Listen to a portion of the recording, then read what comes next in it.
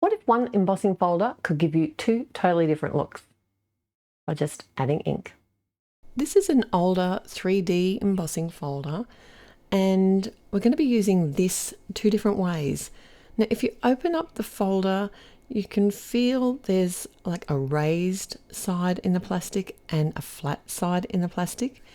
Now we're going to be adding ink to our cardstock by adding ink to our folders. And how I like to think about it is, if I want my ink to be in the background of my design, then I need to add the ink to the flat side of the folder.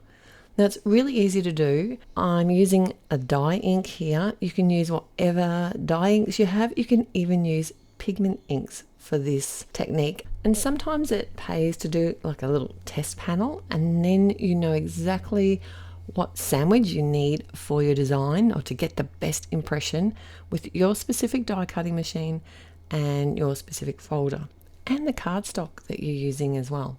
So after I've added the ink to the folder, I simply place, and this is an 80-pound Nina cardstock, into the sandwich. And obviously every brand of embossing folder and every die cutting machine is going to be different, so you do need to look at what sandwich is going to work for your specific embossing folder and your machine.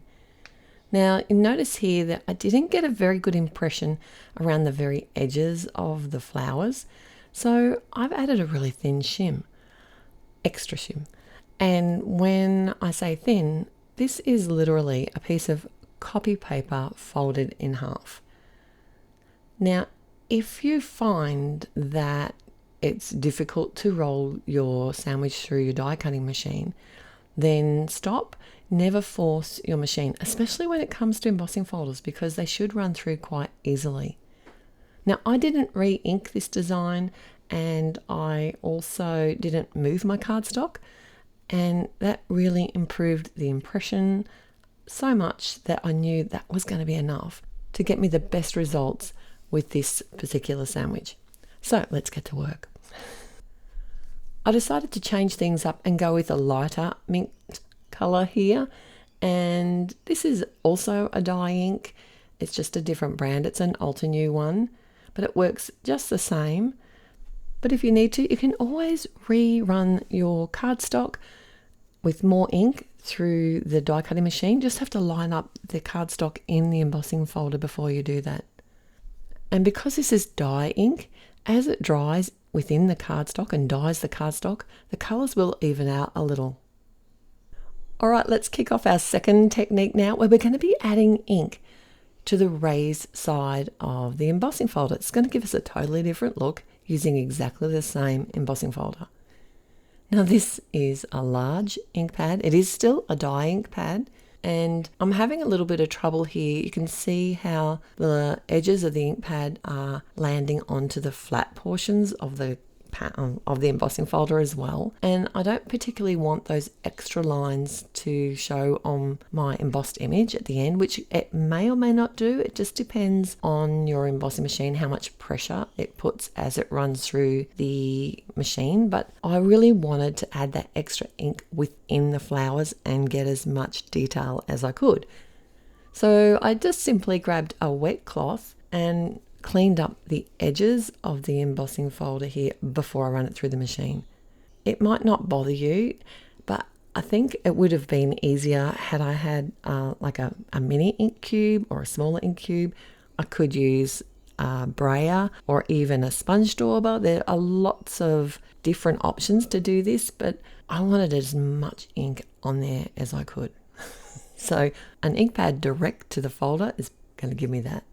Now I wanted to step up this design just a little, so I'm actually using some coloured cardstock instead of a white background this time. So this is going to give me a tone-on-tone finish. Now I am using exactly the same sandwich here. I have got the copy paper shim still in place, and this dark red will dry a little bit lighter, but doesn't that just give you the wow? And you can't really see any of those smudgy bits that I cleaned away either. I think that red background would have looked amazing had I even just used like a dark brown or even a black or a dark grey ink too. And of course, I do have to make these into some cards using some sentiments and butterflies that I'd already made and found. So that made it really easy. But you're always going to get an organic look when you're dealing with these dye inks on the plastic. So no two cards or no two impressions are going to look exactly the same. Other things you can do is mix up the colors. Like you could make sort of a rainbow effect or an ombre effect in the background. I would always start with my lightest inks first. Another option would be to, so that you don't contaminate the other ink pads. Another option would be to realign the panel each time with a new color, or you could use like a brayer or sponge daubers or sponge tools to add the ink that way instead.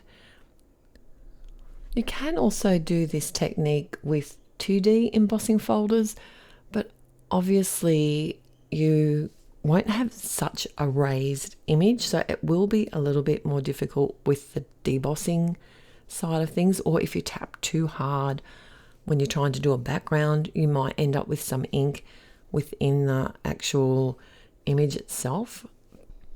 How cool is that debossed look? It's so much fun. I couldn't cut these panels down too much because I didn't want to lose the designs. The other thing you could do on the embossed version is come in and add some ink, a second color of ink or multiple colors of ink, or color it with markers, pencils, or leave it white like I did, because less is best. It's terrible. I'm so clean and simple, and I've been doing so well at stepping up my cards and adding more stuff, trying to change things up a little bit. And you may notice I like to move things around a lot, like not just gemstones, also like my butterflies. It took me ages just to get them feeling like they were sitting right on the flowers. Okay, so here's our first card where we've added ink to the flat side of the 3D embossing folder, which added the ink to the background only. And our second debossed look where we added the ink to the raised side of the embossing folder. So let me know in the comments below if you're going to try this technique or if you have a favorite card today. I've got 2 more embossing folder videos here for you to enjoy, and I look forward to seeing you there. If you did like today's video, please click on the thumbs up button. And if you haven't subscribed already, what are you waiting for? It's totally free. I look forward to seeing you back here again real soon. Till then, happy paper crafting. Bye.